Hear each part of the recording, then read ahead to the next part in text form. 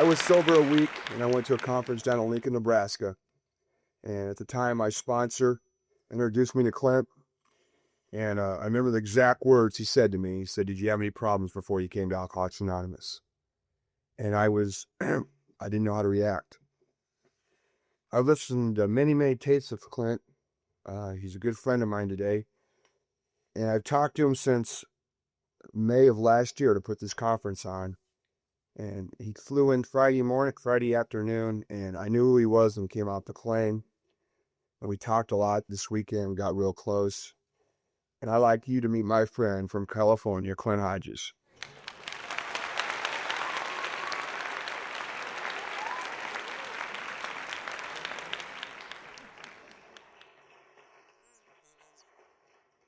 Thank you, Scott. My name is Clint, an alcoholic.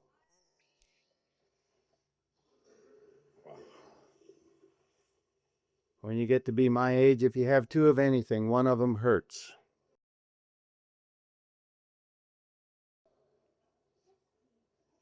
I got a little too rambunctious last night out on that dance floor.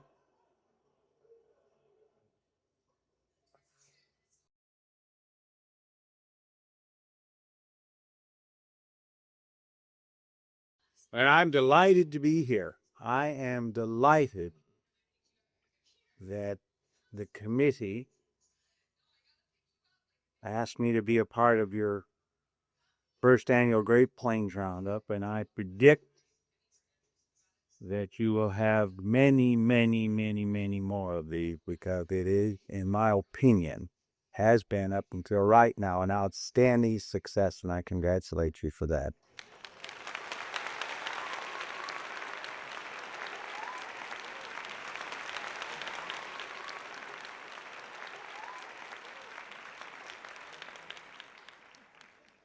The enthusiasm that I have felt for the program called Alcoholics Anonymous here this weekend has been very, very special to me. I told some of you individually, I get around a little bit to these conferences, and I have felt something extraordinary here.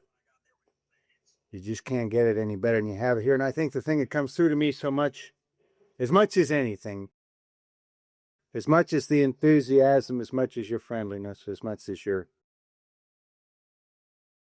willingness to turn the crank here, to be a part of, to join in, to do this thing, as much as any of that, what comes through here to me is a deep respect for the program of Alcoholics Anonymous and its power. And I love to be in the middle of that. I do better when I'm in the middle of that than at any other time. Because of God's grace, and because this program works, and because of an impatient sponsor,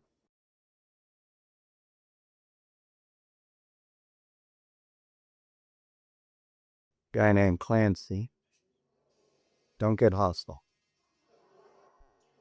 I haven't had to have a drink since October the 14th, 1966, and I'm grateful for that.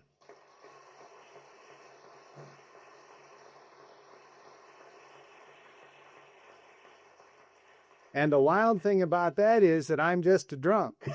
I mean, that's all I am. I'm just a drunk. And I haven't had to take a drink since coming up 17 years next month. I used to say, God willing, next month, He's willing. The question is, am I? And today I'm willing. I guess I was nervous about talking here. We were jumping around last night, and I got back to the room, and when I finally fell asleep, I had a dream. I don't often remember my dreams. I don't know if I dream a lot or not. I just never remember much. And this dream was about this people here. It was an odd dream. I was standing at heaven's shore, looking in, talking to some authority figure, St. Peter or somebody like that in my dream.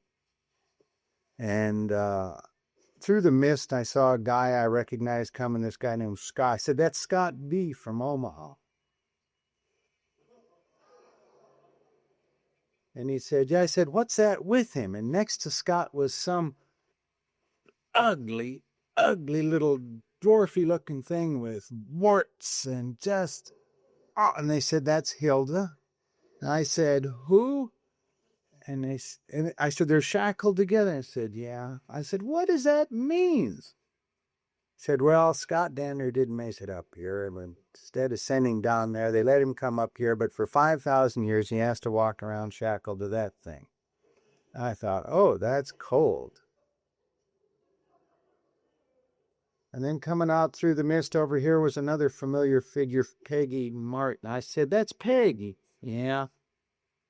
And she was shackled to some huge, ugly thing, wine sores all over. I said, what is it? I said, well, Peg damn near didn't make it up here. And instead of sending her down there, she can come up here, but for 10,000 years, she has to be shackled to that mess. And I thought, ooh. And then out here in the far distance, walking along was, I said, that's Tom McMullen. There, yeah. And I said, who is that with him? That's Raquel Wells. And they said, yeah. I said, oh, he's a nice guy, but, I mean, Scott worked hard and ain't Peggy worked hard. What is that? How is it that Scott has that ugly dwarf and Peggy that awful looking thing with wine sores and Tom McMullen is shackled to Raquel what? Hannah said Raquel damn near didn't make it up.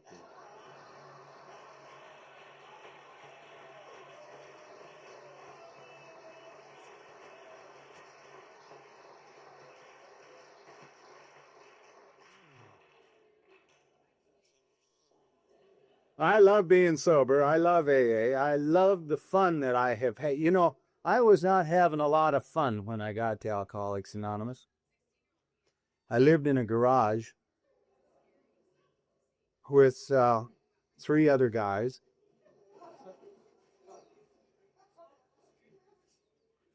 A double garage. I always throw that in.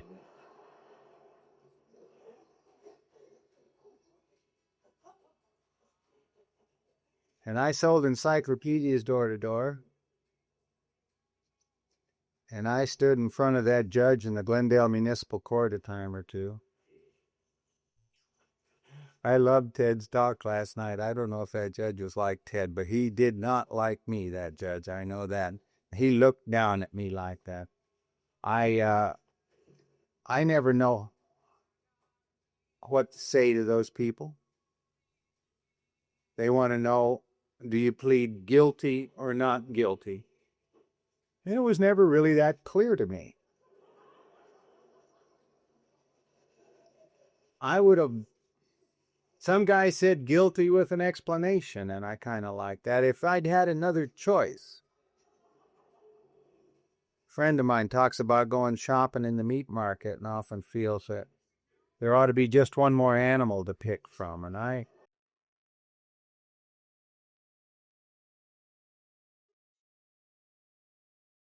identify with that. Guilty or not guilty? If it's drunk in public, I never really thought, if I could remember the arrest, I didn't think I was drunk.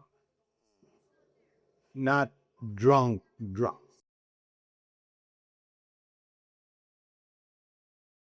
Bad checks? No, not really. Who the hell knows? This one might go through.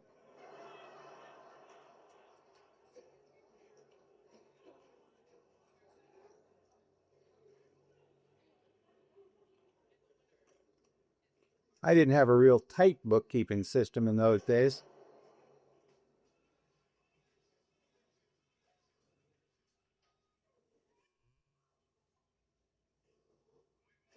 Are you hurting that child over there, Beverly?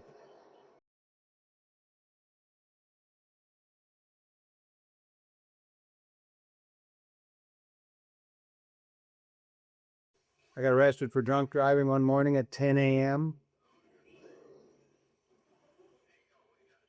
I've been in a beer bar since 6. and it wasn't getting the job done. That's a frightening time when you realize that beer isn't doing it. All I want to do is get well, and I've been there since 6. And I didn't know it was having any effect on me until I got up and went to the head, and I staggered a little bit. I was getting physically drunk, but nothing was happening for my mind. None of the peace that I need so much space. A part of that drinking. And I got in my car and drove down the street. I had an intersection where there was a light. The light was red, and I stopped. And the light turned green and amber, red, green, amber. I was resting.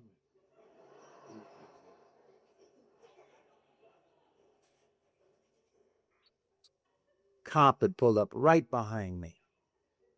Pretty soon he's rapping on the window. As I recall, he said, "Sir, that's the only shade of green we have here in California."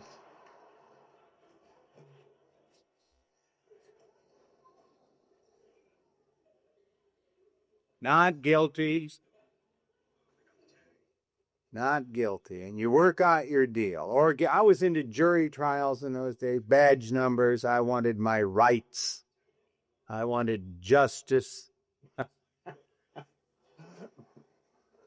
I don't know about you, but people like me should not ask for justice. My sponsor taught me to say, mercy.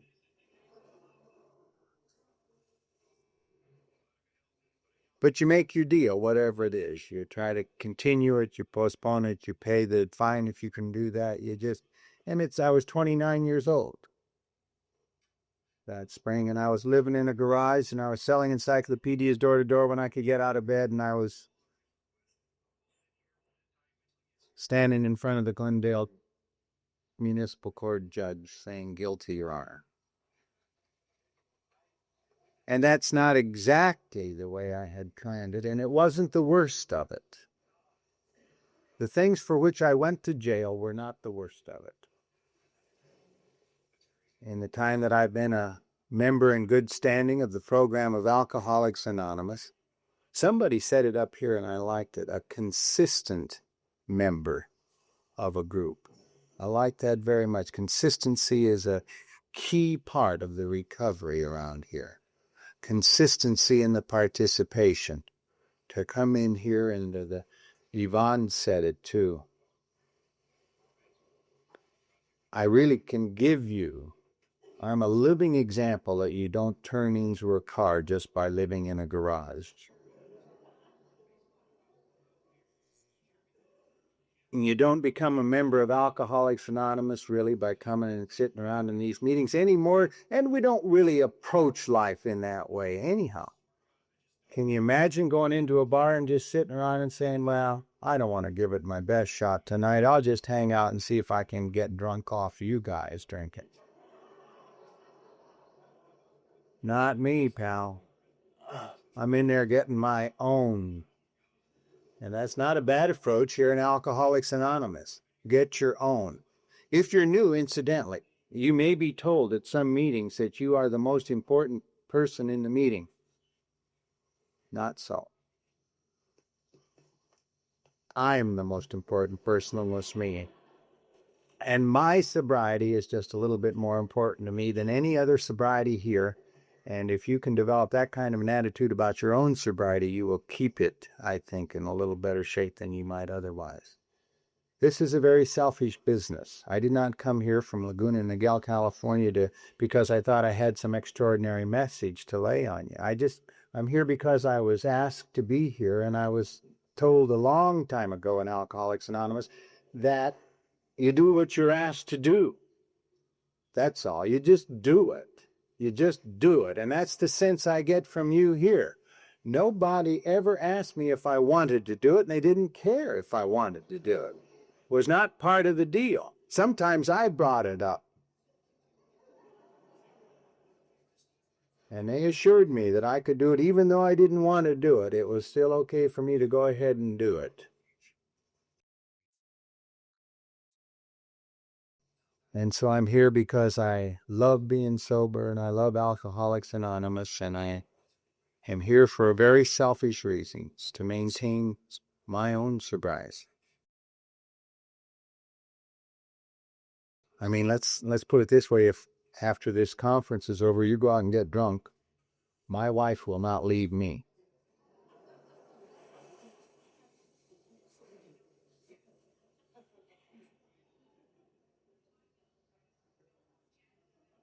Well, I didn't know any of that then. I was 29 and not really at the top of my game, and I don't know that I could tell you with any certainty how I got there living in that garage. But I know the things that made the drinking necessary were not really so much the things that society calls crimes or sins or the church labels as grievous error.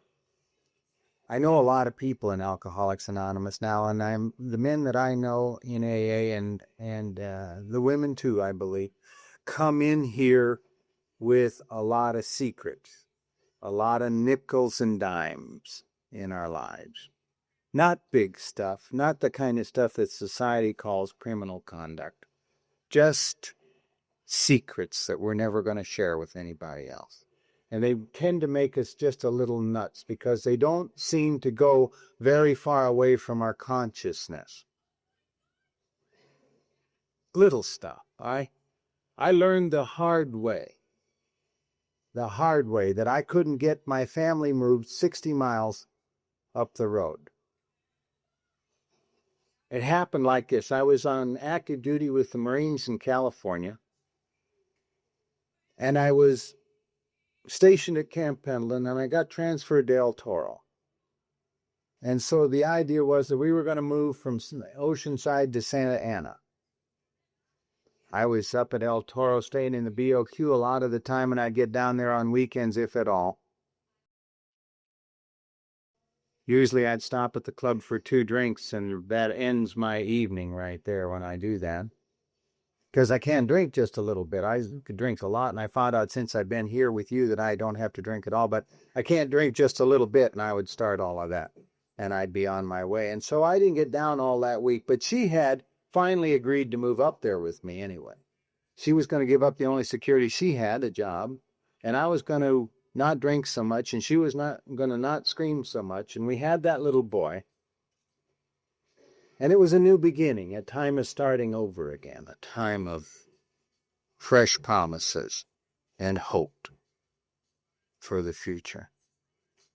And I was to go down there on a Friday night, and we were going to load all our stuff into a trailer.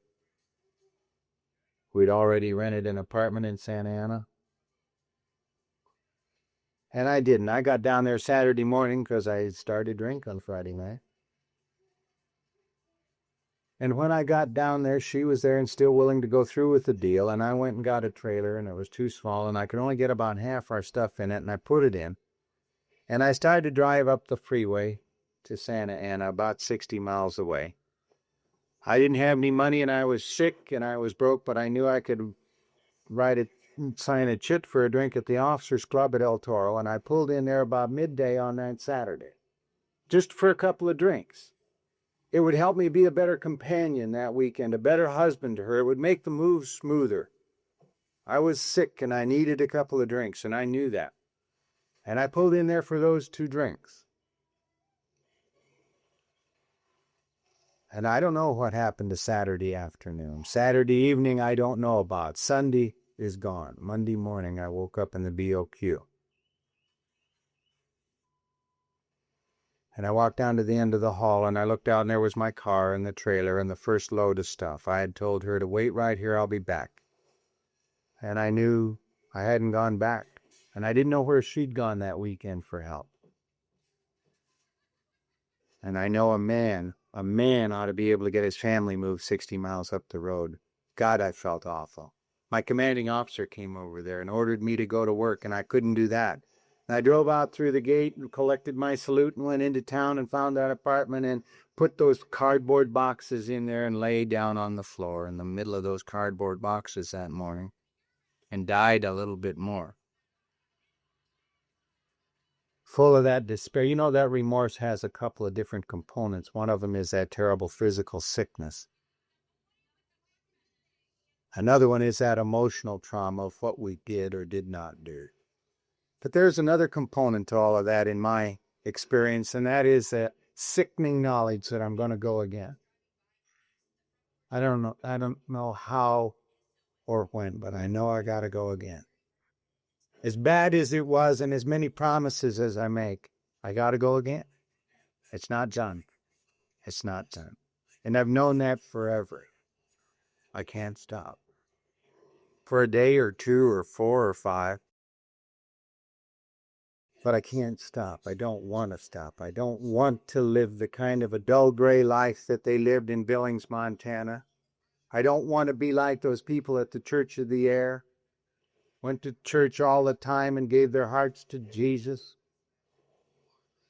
They never looked like they were real happy about what they'd done with their heart, you know.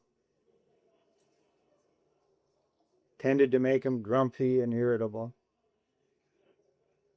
My uncle went down there to the front of that church one morning on Sunday and got saved. And they sent him to China to be a missionary after that.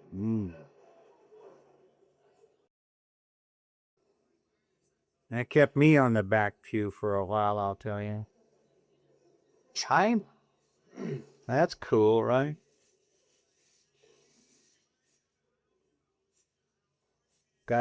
I tried to get into that a little bit. I think I tried. I went through I memorized the verses, and I went through the whole thing and went to daily vacation Bible school and did the church and the Sunday school and all of that stuff.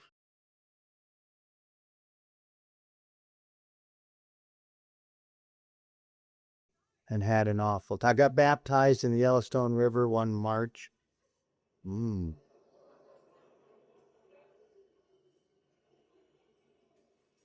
Didn't find God. Didn't find very much of anything for about 3 days, as I recall, or just...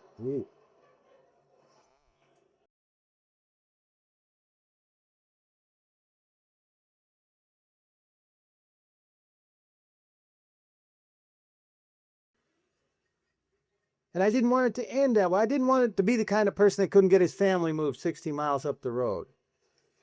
And I couldn't pray. I tried all that. And I couldn't do any of it. All I knew is those questions that used to be asked when I was a kid never really went away. My dad used to say, "When are you going to be a man?" Now all the evidence is in, I'm not going to make it. My mom used to say, "What will you do when you meet your maker?" I don't know.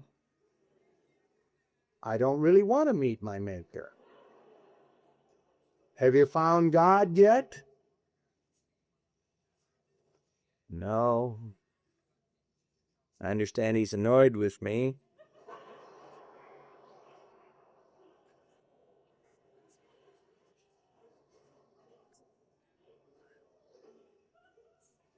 Where will you spend eternity?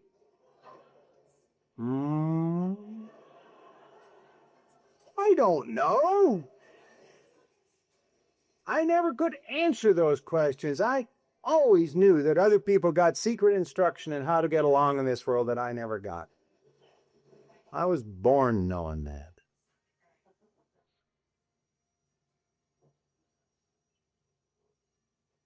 I remember one time I was out at a party. She did move up there to Santa Ana with me, and I was at El Toro, and I was an air observer. I flew around the left seat of a helicopter in the back seat of an F-4. I wanted to be a pilot, a fighter pilot, and I was not. I was an air observer. And I always thought it was a little more glamorous to be. And so when I got on Liberty, I became a fighter pilot. Cold-blooded, steely-eyed, sex-crazed professional killer. If you can hold your hands like this, you can be a fighter pilot on Liberty. That's all it takes. And I was always in those days also out looking for her. I looked for her in the bars. I did not hang around the library waiting for her to show up. My friend Cliff talks about Never coming out of a blackout, they discovered he'd spent the weekend helping the poor, and I didn't either. I didn't live blocked out. I was in the bars doing it. That lady I lived with wasn't really getting the job done because it's hard to be a fighter pilot around the house. You know what I mean? They're not that interested. And one night I found her. One night she was there. She just was there. God, the memory of it it brings tears to my eyes.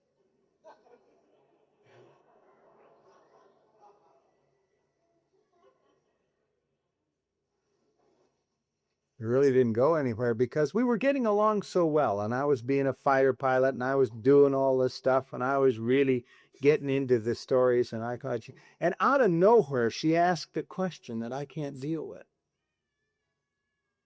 A question, the answer to which cost me a lot of sleep. Another nickel and dime compromise. Another one of those secrets I brought into Alcoholics Anonymous with me. Another one of those little instances in my life that created so much pain for me.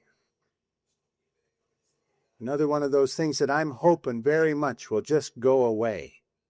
And I won't really have to deal with it. It's such a little thing, you'd think it'd go away. She said, "How come you're drinking so much?" Well, I was not ready for that question. I didn't know how to answer it. I knew she wasn't the right one after all. You can be sure of that. I recognized her for the cold bitch she really was.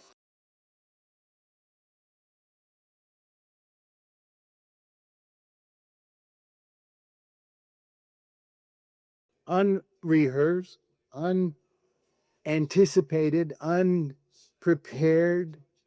I blurted out some response that I would have given just about anything to withdraw.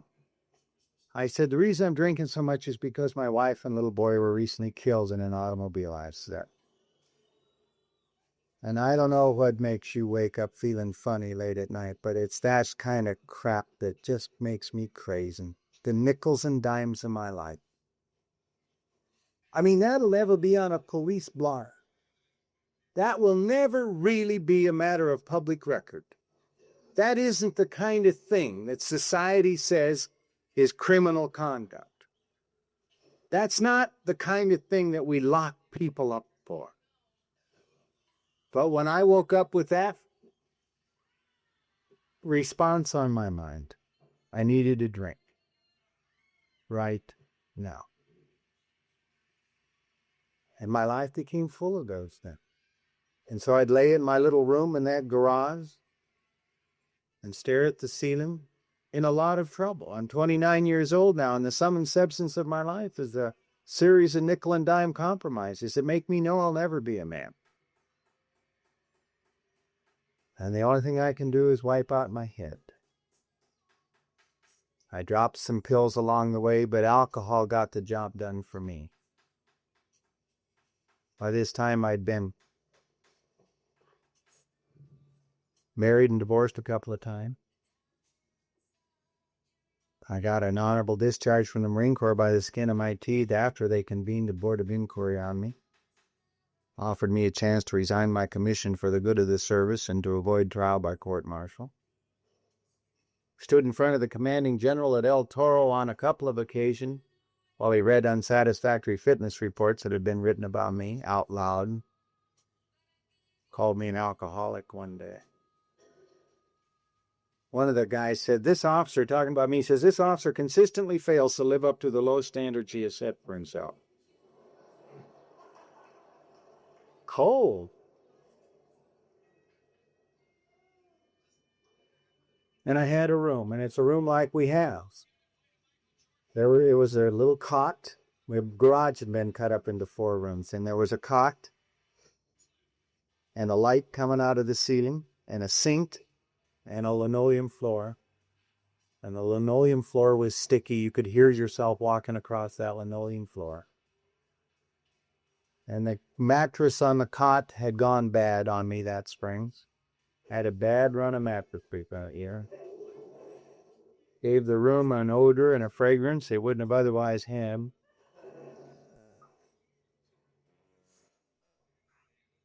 And there was one more decoration in the room, the obligatory copy of Playboy magazine laying in the corner. We don't give up romance easily, right?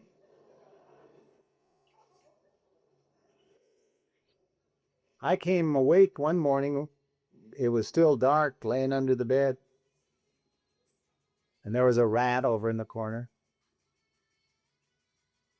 And I just got the idea if I moved, he was big. And I got the idea if I moved, he'd be on me and I'd lose an eye or part of my face to him. And I just was defenseless and I was sick and there wasn't any. And I just lay there under the bed on that sticky linoleum floor in the dark. Barely able to make out that rat. Afraid if I closed my eyes, he'd be on me. Afraid if I moved, he'd be on me. And I stared at him when he stared back. Until first light. And when it got light enough in that room, I realized that rat was a pair of socks over in the corner.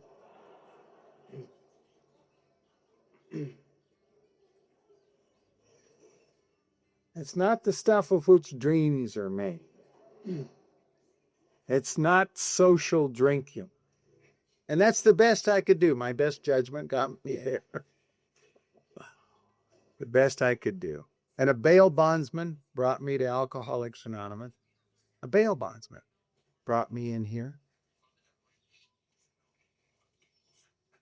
He picked me up one day. I went over to his office. I was selling encyclopedias in some kind of an organization that he had developed on the side. And he said, I got to take you someplace to do. And about noon that day, he and another guy put me in a car and drove me across town. And we went around behind the laundry and up a long flight of stairs and walked into a room, a small room above that laundry. And there you were, 12 or 13 of you sitting around a table in the back. And I sat down there with him. Nothing in my life has been the same since that day. Nothing has been the same. I had no idea that I had had my last drink. I mean, how would you know? If you're new here today, you can't possibly know what you've stumbled into. This is the most extraordinary lost and found department in town.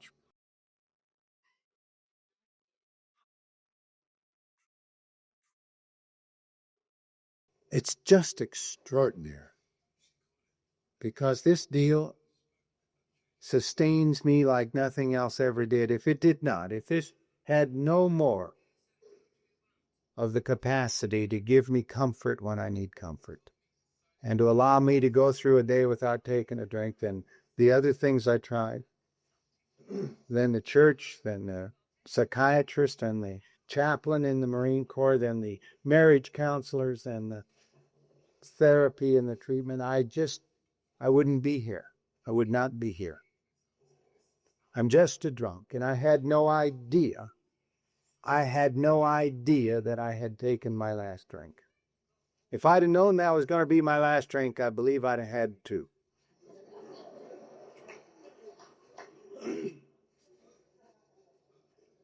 I call that bail bondsman every year on my birthday. He's as surprised as I am that this thing works so well.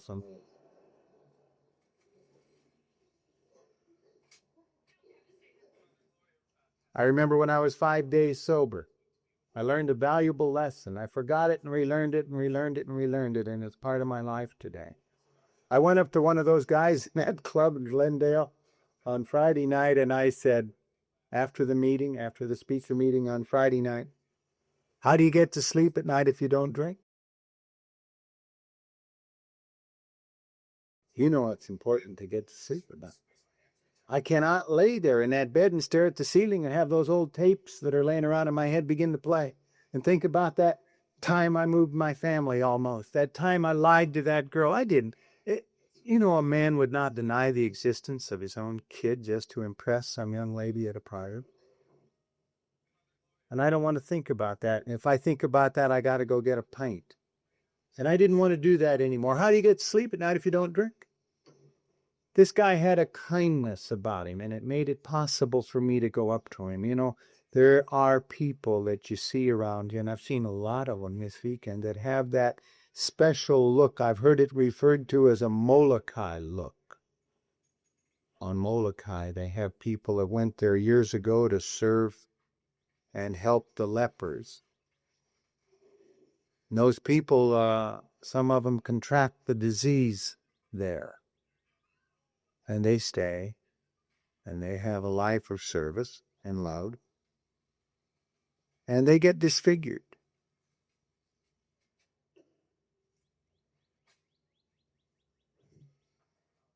But they have a look about them. The look of people that are consistently willing to give more than their heart.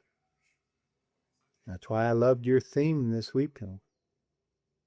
Giving rather than getting, because it's the most healing commodity we have here. But giving. And this guy had that Molokai look, that look in his eye. If somebody consistently would, I couldn't have defined it in those days. I had no idea what it was. It just seemed to make it safe for me to go up to this guy and asking that question, because I had long since stopped asking questions of people because I didn't want to hear the answers that I would get. And it was different there, and again, and it's different here. How do you get to sleep at night if you don't drink? And he looked at me with those great kind eyes. He said, "You really want to sleep tonight?" And I said, "Yeah." He said, "Where do you live?" And I said, "I got a place down the street." He said, "Do you live alone?" And I said, "Yeah." He said, "You really want to sleep tonight?" And I said, "Yeah." I'm a little sorry I brought it up now, you know. It's going to be a big deal. I can take the most intense, devastating personal problems in my life and finally decide to ask somebody for help and pop it out, just kind of let it float out there as if it's the most casual question in the world. And you hear those questions and those screams. He said, just for openers, when you get back to your place tonight, make your bed. And I thought, oh, God. Oh, housekeeping hints. Oh, could have gotten that in the Marine Corps. And he saw, I guess, that dull gray film come down over my eyes that is there. And he said, "Really, put clean sheets on your bed."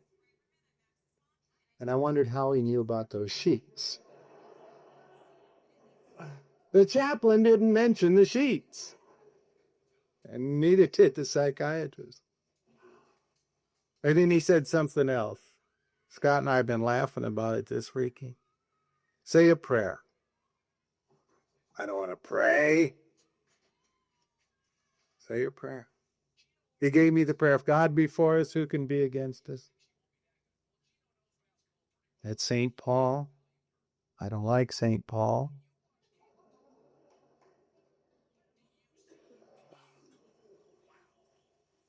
But he had that look. And I went back to my room that night. I'm out of replies. I'm out of answers. I didn't want to do what he told me to do. I mean, I've said prayers before. Lots of them. I've said the alcoholic's prayer before. A gal in the meeting told me about that one night. I remember sitting in a meeting in Hollywood and how touched I was when she described the alcoholic's prayer. One of the things that has helped me enormously since I've been sober, you know, this is such an all-encompassing program, and it has made an enormous difference in the way I relate to women here.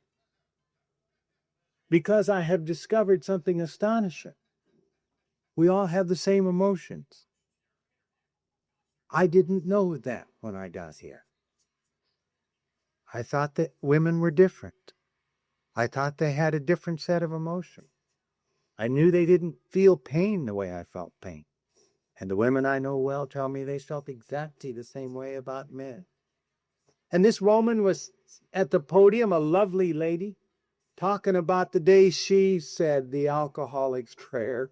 The scene was kind of awkward. She was on the mantel in her living room with her cat. And up there was cat food and vodka. And the reason they were up there is because there was about 8 inches of water on the floor.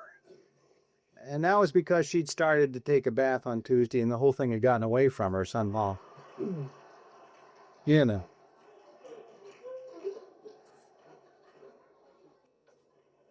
And in that meeting, and she said she was up there saying the alcoholic's prayer on the mantle. And it goes like this: Jesus Christ, what's wrong with me? You think that's not a prayer?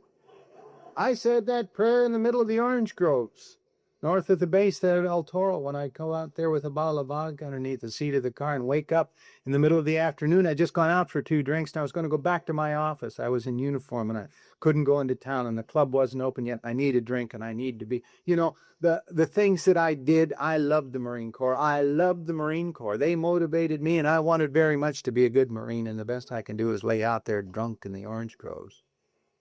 Can't pack the gear. Get bad fitness reports. They want to throw me out. And now I can't sleep in my room, and I'm thinking about that old guy saying, say a prayer. I've said prayers before. Some of them my mother taught me. Now I lay me down to sleep. That doesn't get the job done much. You get to that part about if I should die before I wake. That'll keep you awake.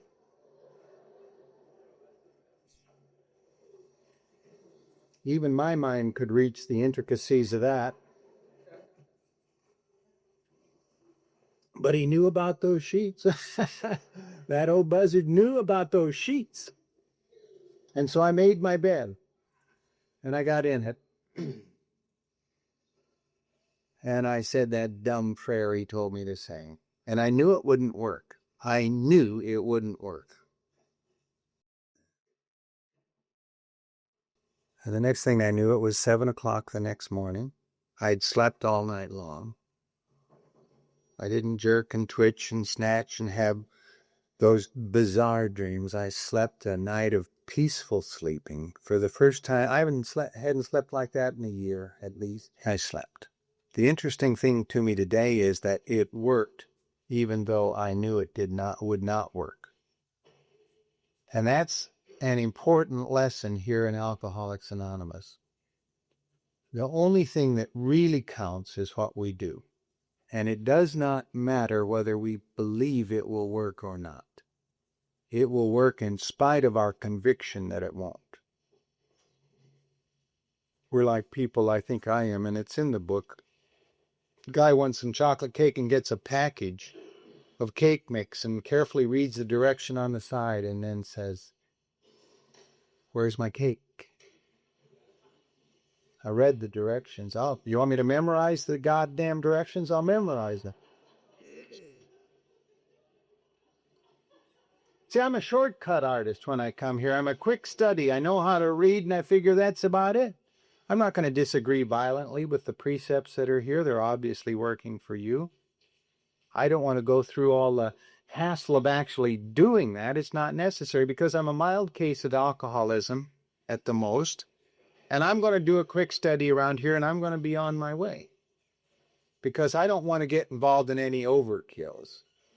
I'm really interested in how little I can do around here. Can you imagine going into a bar and saying, I wonder how little I can drink tonight? But that's the attitude I had when I came here. I was very fortunate to fall in later with some guys that were not really that charmed by that attitude. My sponsor used to tell a story, I haven't heard him tell it in years, about a guy that lived in a fishing village in Alaska. And he stayed alive by going at the end of the day when the fishermen had come back in with their catches from boat to boat. And he'd pick a boat every night and he'd go up to the skipper and he'd say, "Give me a piece of fish." And they give him a piece of fish, and he'd scuttle off someplace and cook it up and find a place to sleep, and that's how he stayed alive. And one day he ran into a spell of real bad luck. He ran into a skipper that said, I can't give you a piece of fish. I can't do that. He said, come on, you got a boatload of fish there. You got fish to the gunnels. Give me a piece of fish and I'll be on my way. And he said, I can't. It's not in me to do that for you. He said, I can bring you aboard and teach you how to fish so you'll never have to ask anybody for a piece of fish today again. But I can't just throw you a piece of fish. And the guy was just like me because he said, hey, Mac, I don't want to bother you. I don't want to be a nuisance. I don't want to take up your time. Just give me a piece of fish, huh? And I'll be on my way. And I came into alcohol. Give me a piece of fish. Tell me I don't have to take an inventory. Give me a piece of fish. Tell me I don't have to go to a meeting every day. Give me a piece of fish. Tell me I can somehow make it on psychiatry. Give me a piece of fish. Tell me that I don't have to take these steps. I would have loved to have been able to hire somebody to take these steps for me. It's really what I looked for some time. Give me a piece of fish. Don't tell me I have to make amends to her. I don't like her.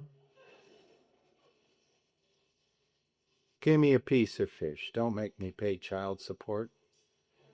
And I ran into a bunch of bandits on the west end of Los Angeles that would not give me any fish. Boy, they were a drag.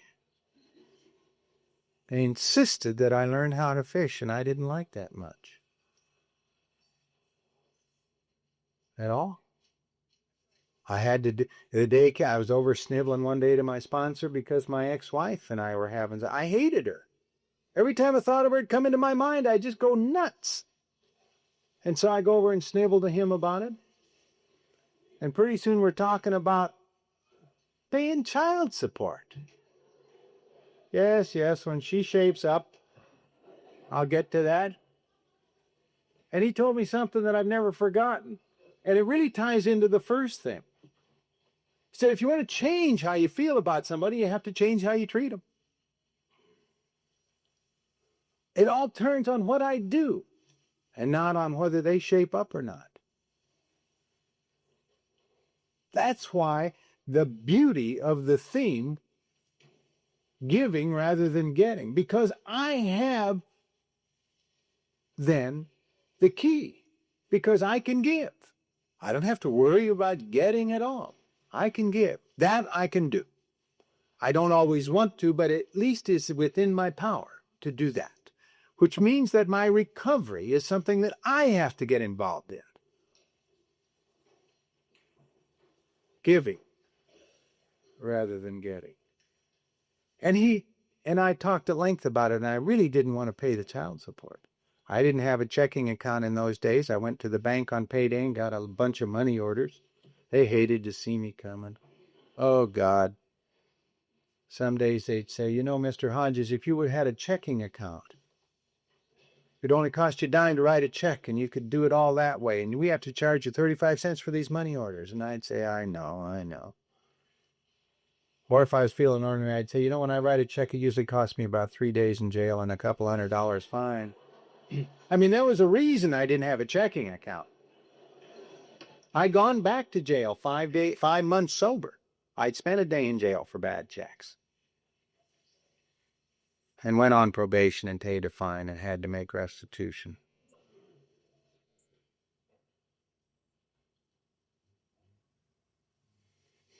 And my sponsor said, get one more money order and send it over there. Do not take it over and give it to her in person. Oh, I can get cute with that.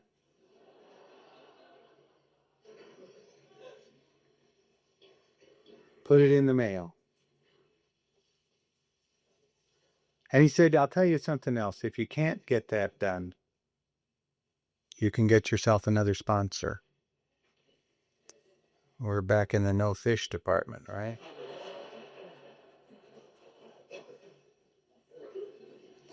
And he meant it. I knew he meant it. So I added in, and I had to have the envelope with a stamp on it filled out and ready to go on payday. I'd gotten out of the encyclopedia business and had spent a year selling advertising specialties. And then I was at that time selling dictating equipment. And so I'm well into sobriety. I mean, I've got a couple of years of sobriety and I'm not doing so hot.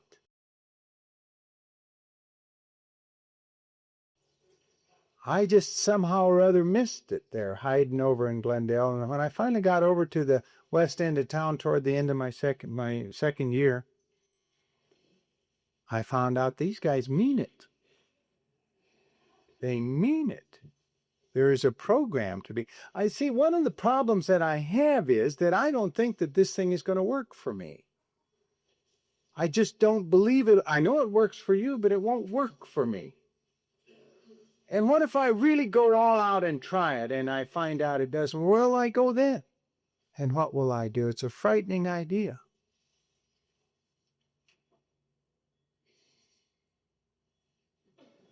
But I started to do it. I started to send that money over there every payday, right off the top.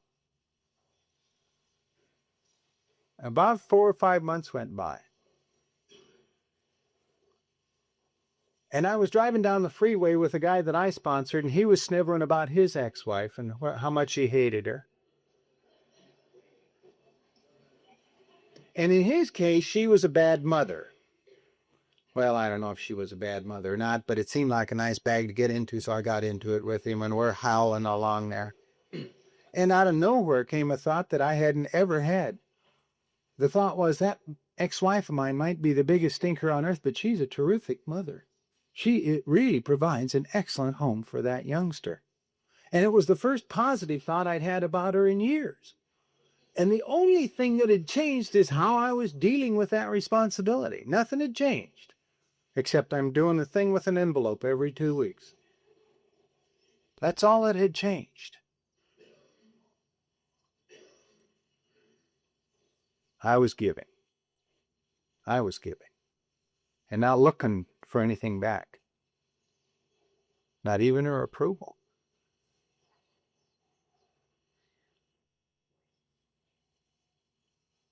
And toward the end of that year, she called me up and she asked me if I could get that money over there a couple of weeks early. It was Christmas time and she needed it. And I'll be damned if I didn't find myself going over there in person to give her that child support payment. A couple of weeks early. And that's not like me.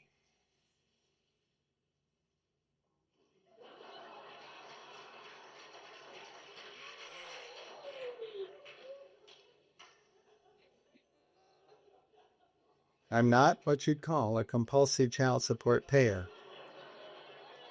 I saw your lips moving, and I said,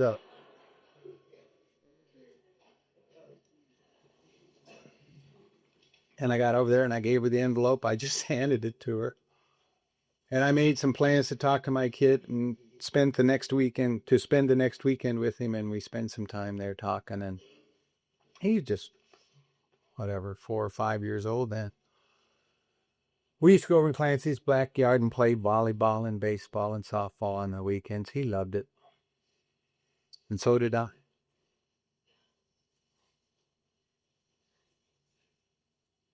And I left her place.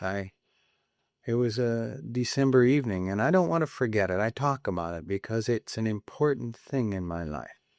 That when I went down the stairs from her apartment on that cool, brisk December evening in Santa Monica with that Christmas music and the decorations just beginning to get put out, I felt more like a man than I had ever felt before.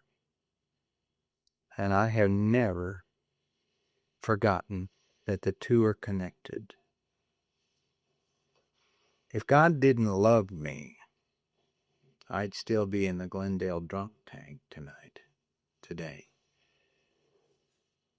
But more than that, if he had not fashioned for us a program where we can do things to participate in our own recovery, where we can get involved in giving rather than trying to get, it would just be a joke. But I can do things that make the quality of my life improve consistently over any period of time. It gets better. And I pay child support today, still paying. I was up in Portland a couple of weeks ago. That brother of mine, as some of you know, that twin brother of mine is sober in a year in AA now. That guy that I always swore was a social drinker. He's been such a heartache to me. We had a hell of a time. And my son, who's 19 now, big, good-looking kid, has a wonderful interior. He's just fun to be around. And his mother has done a superb job with him. And if I hadn't somehow or other been forced into beginning to pay child support back in 1968, I don't believe that I could have anywhere near the relationship with him. I don't believe I could allow a good relationship to happen because I wouldn't deserve it. There is a great sense of lack of self-worth that goes on with us when we get here, at least for me. At least for me. One of the most interesting things that I have learned is that I can change that if I'm willing to treat others and myself a little differently. I can change how I feel about you and about how I feel about myself. I can make those changes in my life. You see, I always thought we got what we deserve. And we don't. We never did. I know that to be true because I'm sober. I mean, on the 14th of August, I was drunk, and on the 15th of August, I wasn't drunk. Yeah. Some people say the program works slowly, but that's a rather abrupt transition right there. And of course, in some parts of my life, it does work slowly. But that's an abrupt transition. I didn't drink on the 15th of August, 1966, and I haven't had a drink since that day. Nor have I taken anything that'll affect my mind. I have allowed reality to be whatever it is. I've given up my right to chemical peace of mind, is what happens. And because this program works the way it does, these relationships in my life improve. There's something in that book that says it is from our twisted relationships with friends and family and society at large that many of us suffered the most. It's in the 12 and 12 under step 10. Twisted. We've been particularly stubborn and stupid about them. We insist on diving under the heap or climbing to the top of true partnership. We have but small comprehension. That's why what's happening here this weekend is so extraordinary, because everybody is willing to be a worker among workers, and you will get well doing that crap. And I've seen it all over the place. Workers among workers. Everybody with their sleeves rolled up, getting it done and having fun. Few people a little tight around the eyes, but what the hell? That settles down too. And loving one another. See, that's the whole thing. I was so frightened when I got here and you talked about, yes, you had an answer. I understood you had an answer, but it revolved around maintenance of a spiritual condition. What does that mean? You talked about things like having a conscious contact with God. Come on. I want to get well, but this is crazy. I don't know how to maintain a spiritual condition. I don't know what that means. A daily reprieve, I understand that, and I believed it to be true. But one that's contingent upon my maintenance of a fit spiritual condition does not seem to me to get the job done. And yet, you know, the funny thing about it is it's possible, and I think it's simple, as most things are here. I have a relationship with God today. I know he loves me today, and it's very easy for me to believe that, because if he did not love me, I would be in the Glendale drunk tank or some similar place. Because that's where I go when I'm running the deal. Now, if I'm going to make some kind of a habit out of accepting the fact that God loves me and that his love comes to me through people. And that's key to this. That guy that said, make your bed and say a prayer, the bail bondsman that took me to AA, these Eskimos in my life, and many, many since that time, my sponsor, the people around me and alcoholics that really loved me and put their money where their mouth is, ask nothing in return. But the program and the general spiritual principle requires that I do something about that. It just can't stop with me. I've got to close that loop. How am I going to do that? I have to love the people around me. I have to make a consistent effort to be gentle and careful with them and not let that flapping mouth of mine get too cute. To love them, to close that loop, because the love comes from you and it has to flow through me. And that, I believe, is it's giving rather than getting, and that's really what I can do. See, the getting is an automatic. It's up to me to accept it, but it's really up to me to give it away so I can keep it. That's it. That's all there is. Just this maintenance of a fit spiritual condition is that easy and that difficult. Because we get so self-obsessed and caught up in our own nonsense, we sometimes forget that. But I've seen it here this weekend. Love one another. Love one another was the commandment, and it's here and it's been put in action in an extraordinarily effective way. And it's made me feel real good to be a part of it. I didn't want to turn my will and my life over to the care of God. I found myself on my knees by that bed in that apartment in Santa Monica one day. Abraham Lincoln said he'd been driven to his knees many times by the firm conviction that he had no place else to go. And there I was. I didn't want to turn. Are you kidding? He's going to send me to China. He's going to make me go back without ex-wives. He didn't want me to go. He wanted me to stay in town and pay child support is what he had in mind. I want to make it so exotic, and it isn't at all. It isn't at all.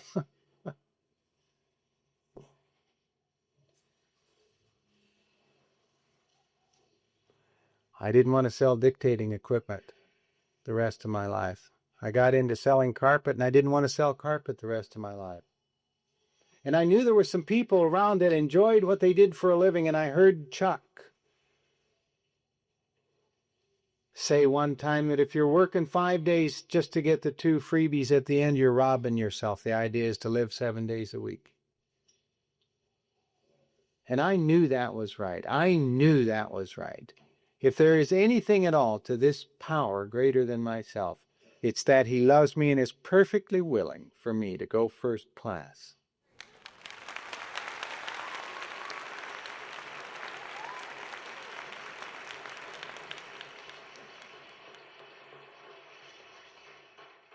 Which means living 7 days a week and doing something that I can get my heart into. And the search was on for that. And I had people say, what do you want to do for a living? I'd say, I don't know. I know what I don't want to do for a living. They say, oh, really? That's interesting. My, how we'd like to have you read that list to us somehow.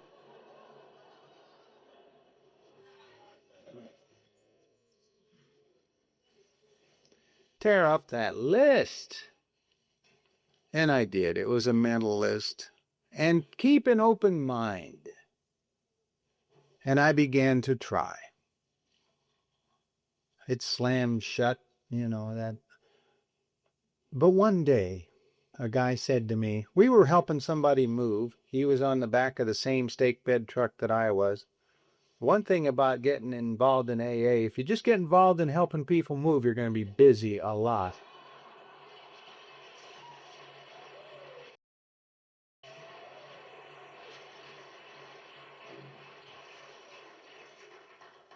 This guy had been sober a lot longer than me, and he was somebody I didn't see that often. I just didn't see him, and he was over there lurking around our group. He must have been feeling bad because he was helping somebody move. Whatever he was doing, I don't know, but he poked his head around that dresser we were both holding down, and he said, Clint, you ought to go to law school. And immediately, I don't want to go to law school. It's on my list. Oh, yeah, I'm going to keep an open mind about that. Forget that. And I began to look into it. I had told myself that I would keep an open mind. And I found out you could do it at night. I have to work during the day. I have to pay child support. I have to go to meetings at night. But it's 3 nights a week, 4 years. I'm back. I said, how old do you think I'll be in 4 years if I go to law school? He said, how old do you think you'll be in 4 years if you don't go to law school?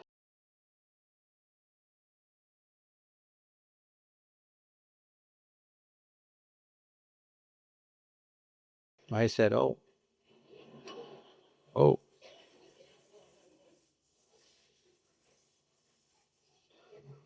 And it started.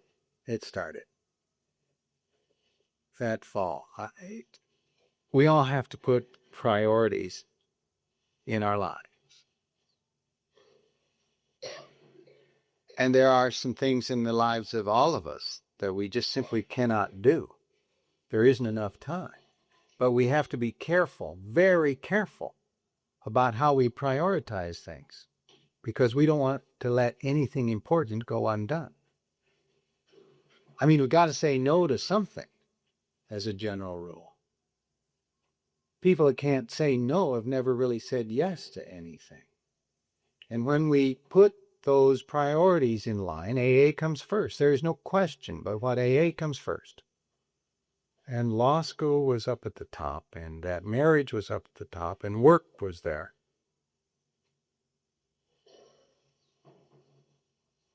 And it all got done. I don't know how it got done, but it got done. I got captured by it. I just found I loved it. 176 of us started that in 71. In 1975, 46 of us graduating. I was the only member of AA in the group, the only alcoholic that I'm aware of. Lots of AAs at that graduation. And then I had to take the bar examination. That's a colorful experience. 3-day tough bar examination. They just announced the results of the last one in California. 27% passed. I knew it. 3 days for scribbling like hell downtown Los Angeles. And for some of those people, most of them, that's the test. For me, there was a little test ahead of the test. There was an application to fill out. And they wanted to know a lot of things about me and whether they were going to even let me take their test. They wanted to know where I'd lived since I was 16 years old. You know, there are people around that would write down 2 or 3 addresses and that'd be that. None here in this room, I hope, but they exist. Two weeks here, a month there. A Pontiac, I listed a Pontiac. Have you ever been arrested for anything other than a minor traffic violation? They leave 3 little lines there. One. I put see attached page.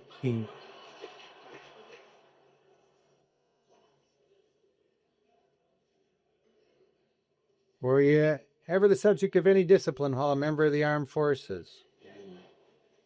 Another page went on the back. Were you ever named as a defendant in any civil actions, include dissolutions, divorces, annulments? You can be sure that I did not want to put all that down there. And I snivelled with it for a while, and the time was coming close that I had to turn it in. And I worked hard for 4 years, and I gotten through law school in pretty good shape, and now I got to let some dummy in Sacramento look at this thing, and he's going to throw it in the trash can because I don't look so hot on paper. I mean, there's a lot of self-employed there on the old resume.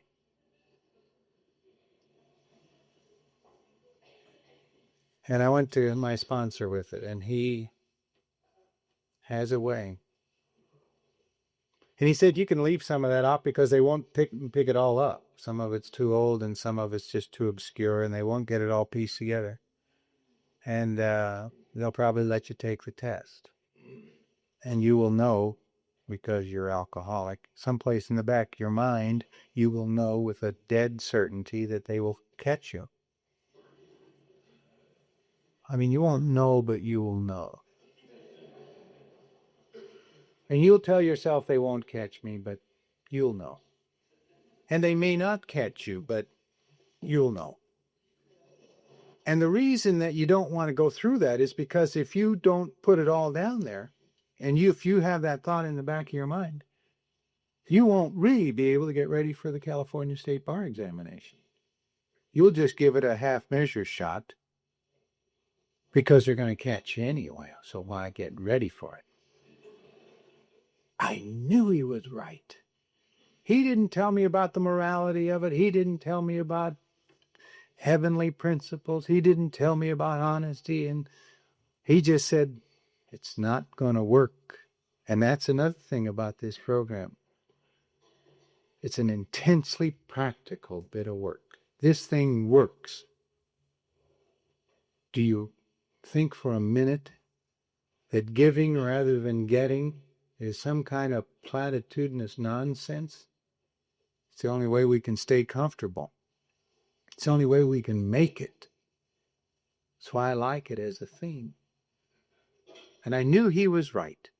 If I put down everything, even the stuff I knew they wouldn't catch, and they still let me take the examination, I could go all out and never have another. And I did that.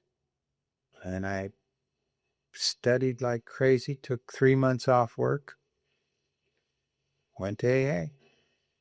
Did very little else but go to AA and get ready for that bar examination. And in the summer of 1975, I sat downtown in Los Angeles with 3,000 other people and scribbled like crazy for 3 days. A couple of tables over, table broke, and the leg fell down, and everybody just sat there on the slant and wrote. Nobody even looked up.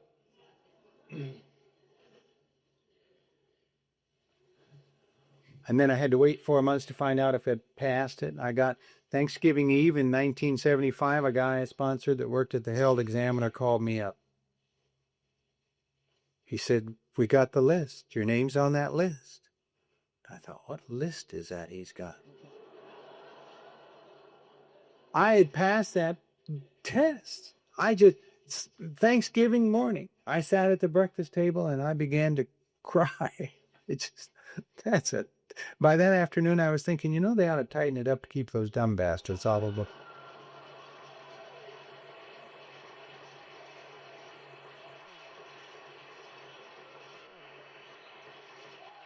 That arrogance comes back pretty fast, but I'm grateful I passed.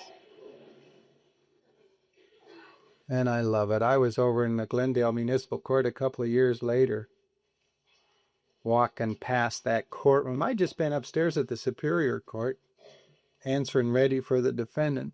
And when I was leaving, I walked past the municipal court and somebody opened the door and I looked down and there was Judge Ken White still on the bench and my replacement standing in front of him.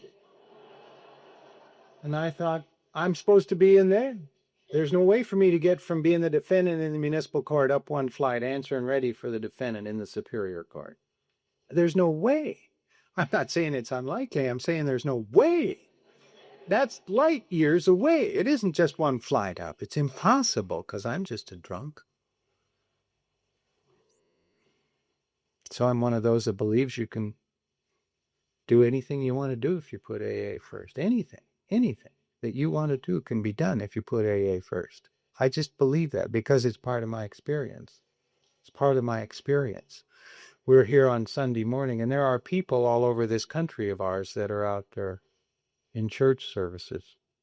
Some of them are comfortable there, many of them not. Billy Graham comes into town and fills the Coliseum. People are looking. People are looking. I'm so glad my search is over. I'm so glad to report to you that my search is over. I'm so glad to report to you that I don't have to worry about what I'm going to do when I meet my Maker. I just feel so great about that. There's something here in this book on page 28. It's the book called Alcoholics Anonymous. It's the authority. The authority in AA is the book called Alcoholics Anonymous. You want to read that book if you're new here today. It's important that you know what it says. There's a lot of people walking around AA with some strange ideas, and if they don't balance well against what's in this book, you better be careful. Because we get principles mixed up with personalities. And somebody very attractive will come along and say, so, make sure it's in this book. Make sure you know what's in this book. More than that, what generally happens to us is somebody we don't like so well says something that's absolutely dead on certain true. And if we don't know it's in this book, we tend to reject it and we disregard it. On page 28 in this book, it says this: if what we have learned and felt and seen means anything at all, it means that all of us, whatever our race, creed, or color, are the children of a living God, with whom we may form a relationship upon simple and understandable terms as soon as we are willing and honest enough to try. And that has happened to me. In spite of that smart-ass attitude I had when I came in here, I've come to know there is a God. It ain't me. That God loves me very much, or I'd be in a drunk tank today, and he loves you too. If you're new here today, I'll tell you something. One of the most interesting things I know is that if my mother were here, I'm sure she would say, what will you do when you meet your Maker? She just is like that. What will you do when you meet your Maker? And I used to think, oh, if she asked me that, I'll say, well, I'll tell him I went to AA and made amends. I'll tell him that I'm paying child support. I'll tell him that I'm trying to perform a decent service to people around me today, that I pay my bills, that I'm self-supporting. And all of those things are true, and I'm grateful that they're true. But the precise answer, if she says, what will you do when you meet your Maker,